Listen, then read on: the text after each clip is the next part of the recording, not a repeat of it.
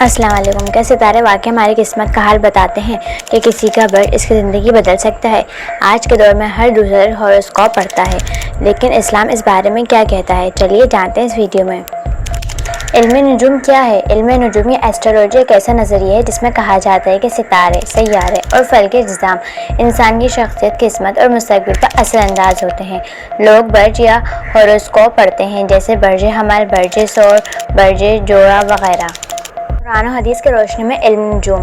قرآن کریم میں ستاروں کا ذکر موجود ہے، لیکن رہنمائی کے لیے، نہ کہ قسمت جاننے کے لیے۔ اللہ نے ستارے اس لیے بنائے تاکہ تم راستہ پہچانو۔ حدیث نبی صلی اللہ علیہ وسلم میں ہے کہ جو شخص نجومی کے پاس جانے اور اس کی باتوں کی تصدیق کرے، وہ محمد صلی اللہ علیہ وسلم پر نازل ہونے والے دین کا انکار کرتا ہے۔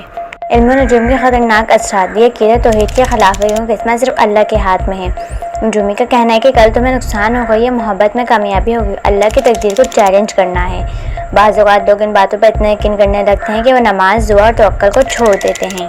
علم نجوم اور سائنس۔ جدید سائنس بھی ہاروسکوپ کو غیر سائنسی مانتی ہے۔ ستارے لاکھوں میل دور ہیں، وہ ہماری روزمرہ زندگی پر براہ راست اثر انداز نہیں ہو سکتے۔ جائز علم فلکیات ایسٹرونومی اسلامی فلکیات کو پسند کرتا ہے، جیسے چاند دیکھنا، قبلہ معلوم کرنا، نماز اور روزے کے اوقات جاننا۔ اس کا تعلق علم و عقل سے، جادو و قسمت سے نہیں۔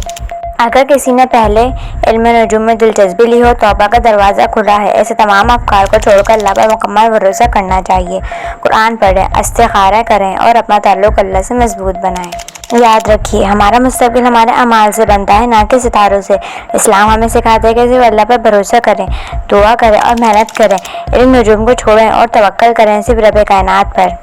اگر آپ کو یہ ویڈیو پسند آئی ہو تو ضرور شیئر کریں تاکہ اور لوگ بھی اس غلط عقیدے سے بچ سکیں۔ چینل کو سبسکرائب کرنا نہ بھولیں تاکہ ایسی اسلامی رہنمائی آپ تک پہنچتی رہے۔